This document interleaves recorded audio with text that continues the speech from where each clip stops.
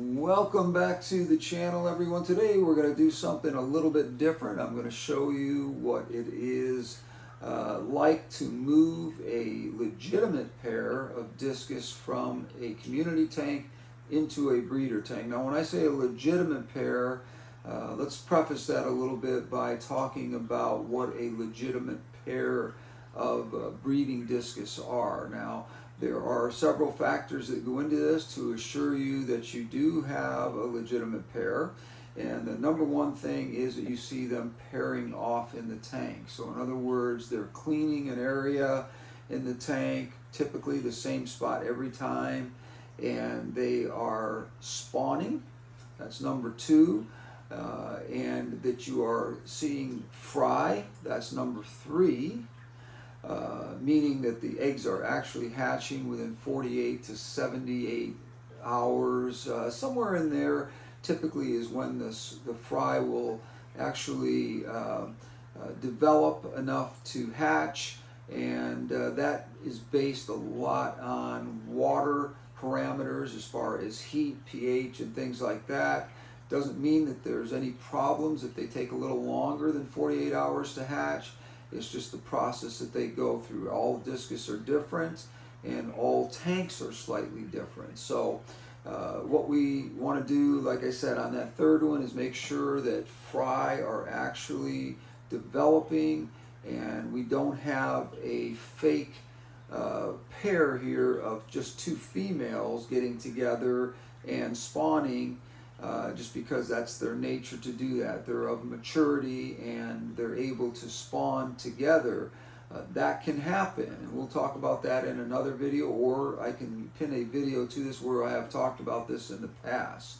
Now the fourth thing is that the color of these two fish are legitimately going to produce offspring that are going to be nice looking fish. In other words, you want to make sure that what you're spawning is not going to be something that turns out to be a god-awful color where they pepper up all over their bodies, the young ones do, and you just wasted all of your time on that. If you get a pair like that and they're pairing off, the best thing that you can do, instead of having disruption in your tank like I've talked about in a recent video, I believe, you want to split that pair up if you're never going to allow them to actually spawn and breed legitimately and have fish that you want to keep or that you know will be good looking fish. And the fifth thing is that they are not going to continuously eat their offspring. Now what's happened with this particular pair that I'm talking about, I'm going to show you that pair in just a minute, so if you'll just hang in there with me, we're going to get to that. I'm going to show you the breeder tank, I'm going to show you the fish and what kind of community tank I'm going to be removing them from, and then we'll show you the process of preparing the new tank as far as making sure that it is clean and all kinds of things. We'll talk about that in just a second, but we want to make sure that we have fish that are not going to just spawn, kill the fry when they're hatching, or eat the eggs before they ever hatch, those kinds of things. We want to make sure that this pair is attached enough to each other and can be legitimate parents. Now I know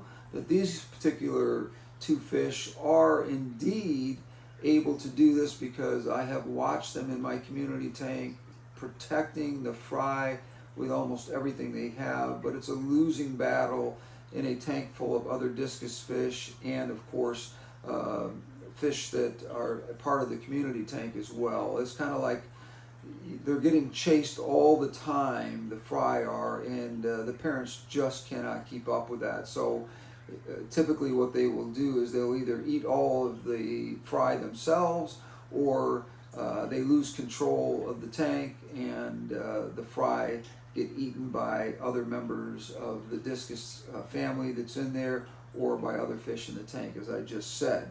So I have seen them protect the fry. So my experience with this is that if they have gotten to that stage where they're protecting the fry with everything they've got, they're willing to take a beating or race around the tank trying to fend off anybody that comes near their fry, then you have a pair that are going to likely be very successful and very good parents.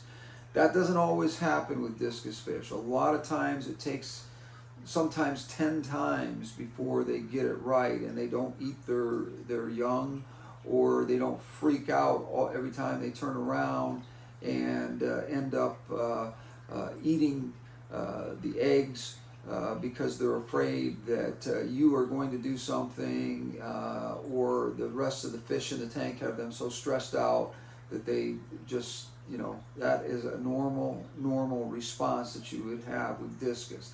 So when we come back, we're going to talk about moving these fish. I'm going to show you the pair. I'm going to show you how to prepare the breeder tank and get it ready. So when we come back, we'll talk about that. Hang in there with me. We'll be right back. So as you can see here, we have a discus right back here who has laid eggs on this same spot. Now this is the 7th or 8th time. I can't remember exactly how many times. And this is actually the mate, if I can find the mate in here somewhere. I think the mate is, I'm having a hard time finding, here's the mate right here. Now that's this beautiful red cover.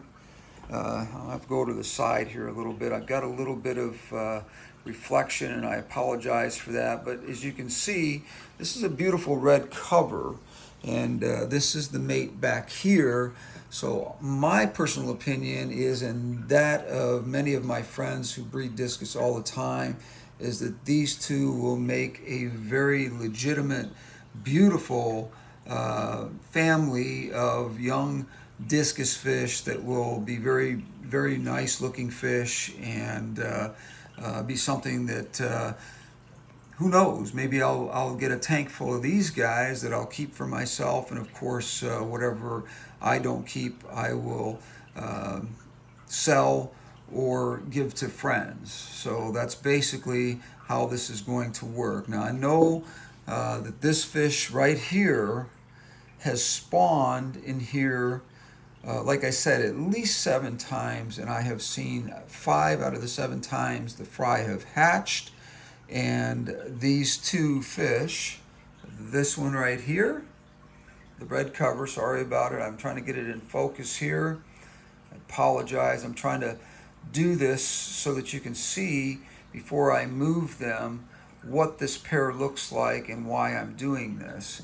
And again, back to this one here, it's going to be hard to really imagine what those fish will look like, but what I've been told by people that do this professionally, basically what it will do is bring out the reds in this particular fish with a lot more of the blue, which this one does not have. You'll see a little bit of blue around the top ring, around the dorsal fin, and in their other parts of their face and areas like that, you'll see a small amount of blue. But this fish right here obviously has the more aggressive pattern on it here. So what we're looking to see is fish that are going to bring out this pattern but have a lot more deep red in them, so that when the babies are 4 to 6 months old, they're going to be in full color, and they're going to look like this particular fish back here, but bringing out the red that this fish has. The mate has finally come over into this part of the tank, and that will make the colors on this less blue, and the reds will pop. Either we will have just some small patterns of blue with a more red fish, or we will have a mixture of reds and the color that you're seeing back here. This guy won't get out of the way here, so I apologize, but I think you can see that fish back there. Let me kind of get a little bit closer here, and you can see there's a lot of red in the body itself. So what I'm hoping is that we're going to see more solid reds with some of that blue in the face, and on the fins. And hopefully that's going to be something that's going to be a very, very nice looking young discus fish. When we come back, we're going to talk about the tank that these guys are going in. I'm going to show you how I've prepared that tank and what I've had to do to clean it up, because I've got another breeding pair in there right now that have just gotten done with a group of fry that they have been with probably about 9 weeks now, and it's time to move them into a grow out tank, and I will put that pair back in this tank and allow them to spawn a few times in here and let these guys use the tank that is currently occupied by this other pair. When we come back, we're going to talk about that tank a little bit, and we're going to show you what that setup looks like and what I'm hoping to achieve by it. And you're going to be kind of amazed at how small the tank is, but how important that is. I'll explain that to you a little bit as we go through this process.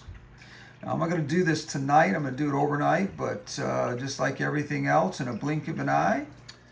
So this is the pair that is currently occupying this tank.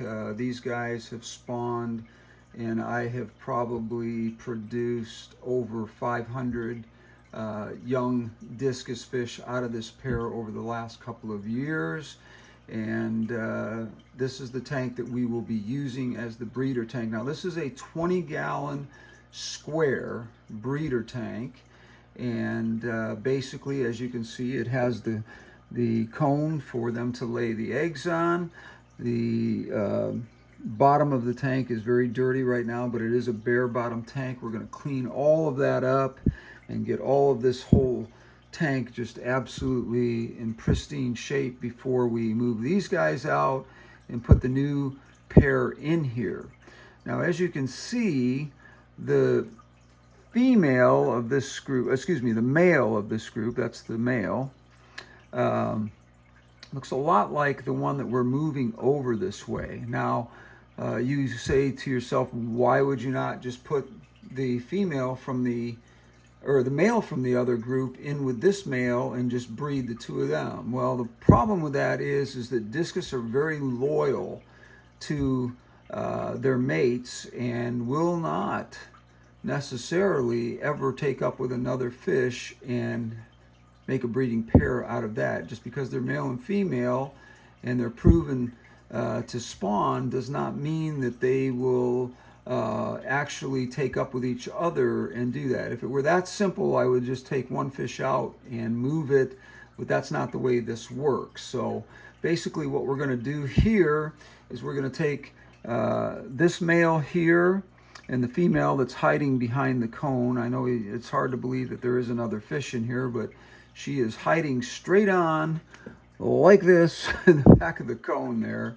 And I can assure you she is there though.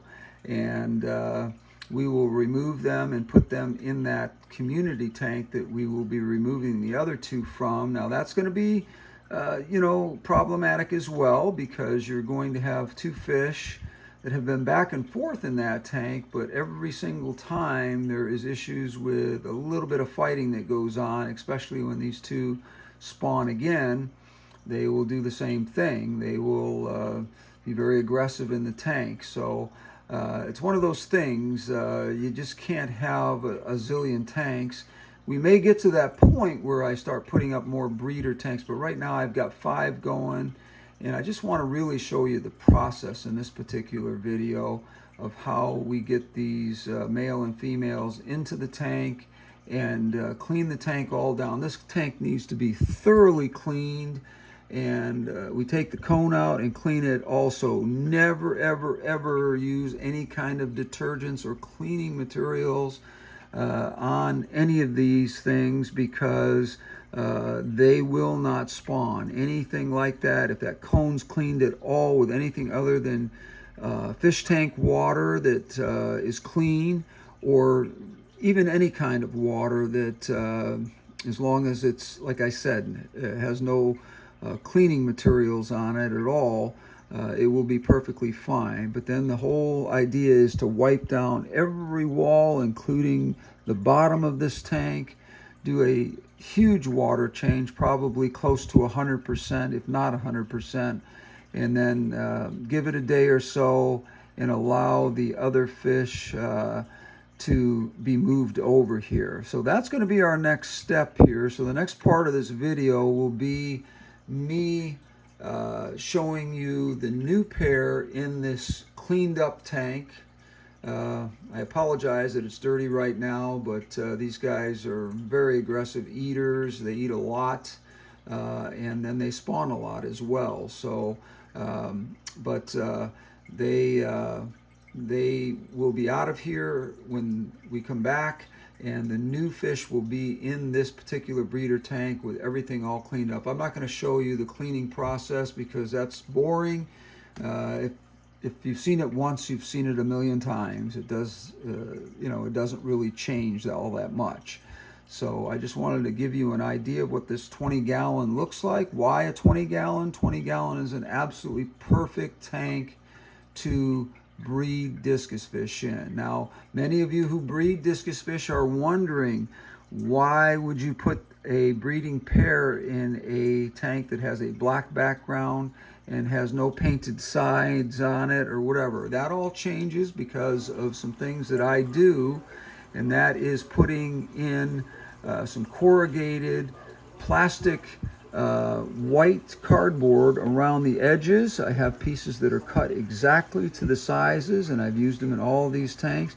And then we will put tape, white tape, all around these edges, because when the fry are young, if there's even a slight dark spot on these edges, it can mean the difference between life and death for those fish, because they will not attach to the parents and eat off the parent slime coat if there's anything in the tank that is dark enough to make them not be able to find the parents. So I'm going to show all that to you, so when you see this tank next, what you're going to see is a cleaned up tank, and you're going to see those cardboard inserts put in here, so that this is going to look like a completely different tank. It's not going to look at all like it does right now, but I can assure you it's a process that I've used many times, and it works very, very well.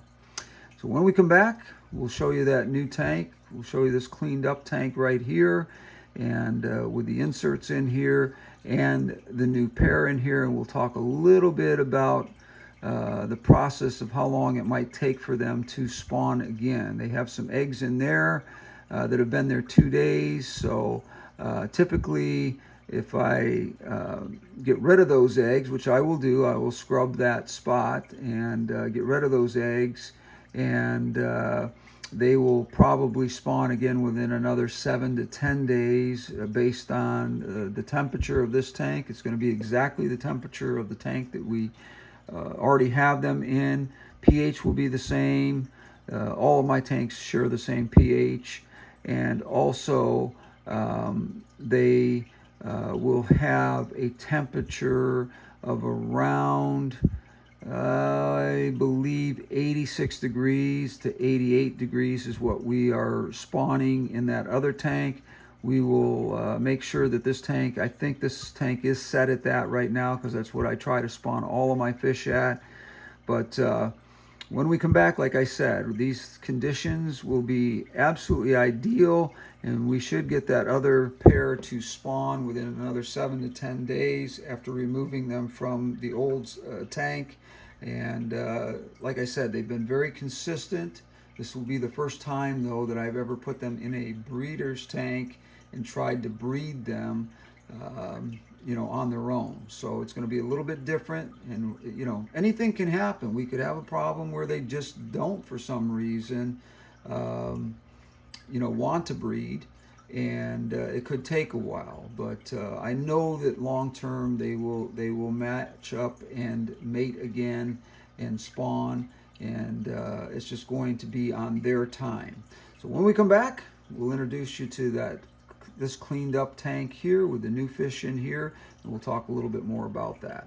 So what I wanted to say is that is going to be the conclusion of part 1 of this video, and the reason for that is it's going to take a little bit more time to give you content that is actually quality content that's going to give you some idea on how I clean and prepare a breeder tank, and that will come in part 2 of this video. I'm not trying to stretch it out. I'm not trying to gaslight you guys and make 2 videos out of this because I want more views or whatever. The problem I'm having is I want to make sure that I am showing you step by step, as the title of this video would indicate, step by step how this process works, and I want it to be a quality video. And I think that's what you guys have been asking me for, and that's what I want to do. So when we come back in part 2 of this video, what we're going to do is we're going to take the tank that we saw that has the 2 breeding pairs, or the 2 breeding discus in it now, and we will remove those. I will show you the whole cleaning process. It doesn't really take long, probably a 5-minute ordeal to clean that up, and then we will present that to you as part of the part 2 version of this video, and also releasing the new pair of discus from the community tank that we originally are starting this video and talking about. We will release those guys into that tank and let them adjust and kind of give you an idea over a couple of days if they're adjusting okay and getting along, because there's always a risk with this. There's always a risk that when you take a legitimate pair of discus out of a community tank, that when they get into the breeder tank, there can be things that go wrong, and there's things that you need to watch for. Aggression by the male or the female. It doesn't really have anything to do with the sexing of the fish, whether or not one can be aggressive over the other or not. Both of them can have that happen. Or do we have a pair here that calm down in that breeder tank and feel very comfortable about spawning again?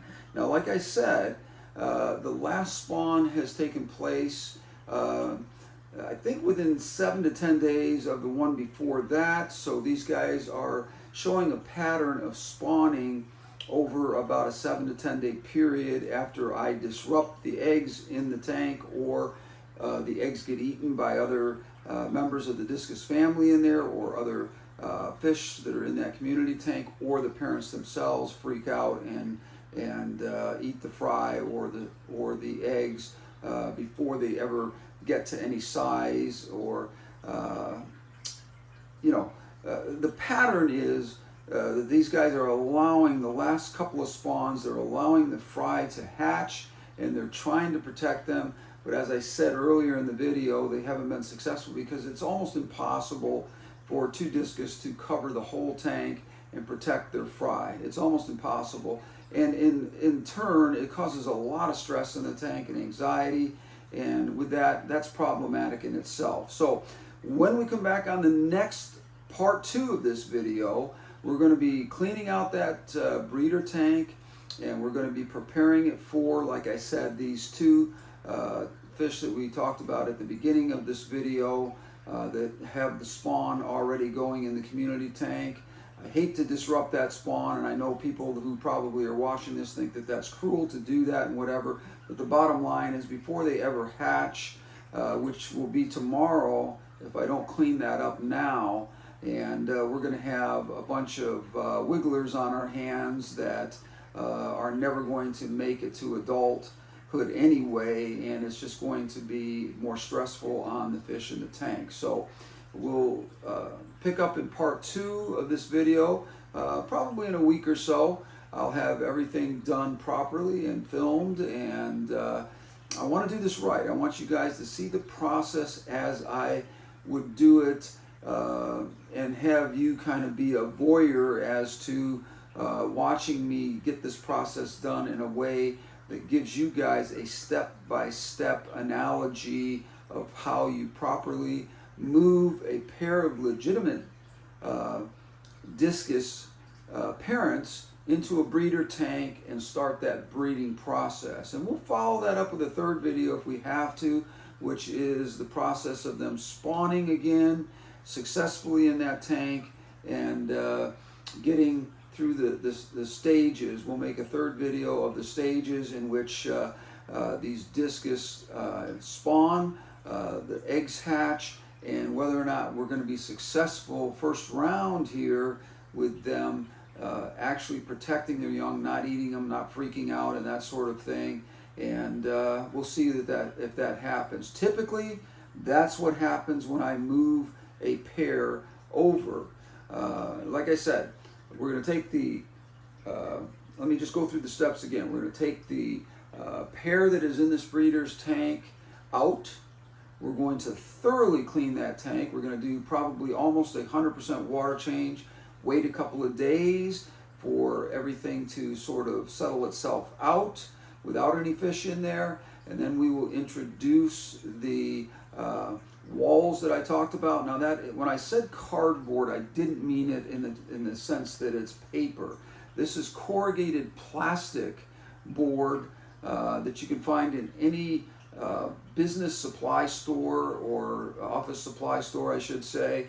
And I've used it because it's very mobile. You can clean it, and it's very mobile, easy to use. You can, if you've got a bunch of the tanks, which I do, I have a bunch of these breeder tanks that are all the same size, made by Waterbox, by the way, which is a fantastic company for getting 20-gallon breeder tanks.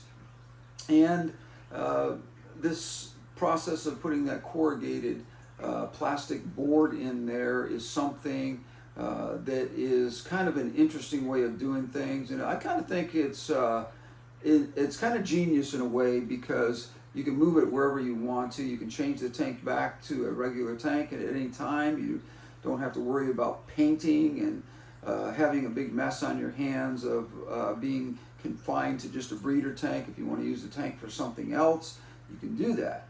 So we'll go through that process. I'll show you the cleaning, the placement of the corrugated plastic board in there, and then we'll let it settle out for a few days, and then we'll introduce the fish to that tank. And as I said, after a thorough cleaning and introducing them, we will see in part 3 of this video if it's necessary. If you guys want a part 3, leave a comment down below so that we can see exactly how many days it took for these guys to spawn.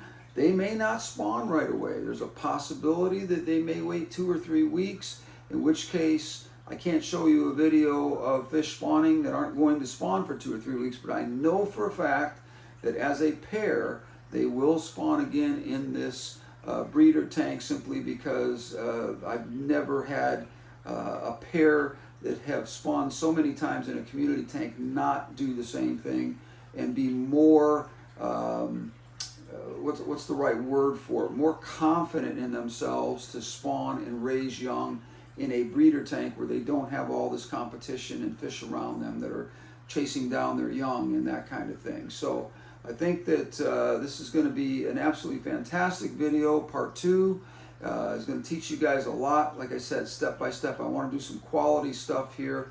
I don't want to continue to just be long-winded here. But thank you for joining me. Like I said, give me a like on this one. Also, leave your comments down below. And if you have not subscribed to the channel yet, please take a minute to do that. That's how the channel grows, and I appreciate it so much. Thanks for joining me. And I think part 2, like I said, is going to be a fantastic video that all of you are going to enjoy who are interested in breeding discus or breeding angels as well, because this is a very similar process to breeding angels as it is discus. The difference being that the angels typically have a much larger brood of fry, and also obviously the young do not feed off the slime coat of the angels, but very similar as far as pH and temperature and all that. So look forward to making part 2 for you, and I hope that you guys enjoy it. And we'll be doing that in just another week or so. That'll be out. Stay tuned for that. Thank you for joining me. We will see you on the next one. Until then, we're out of here.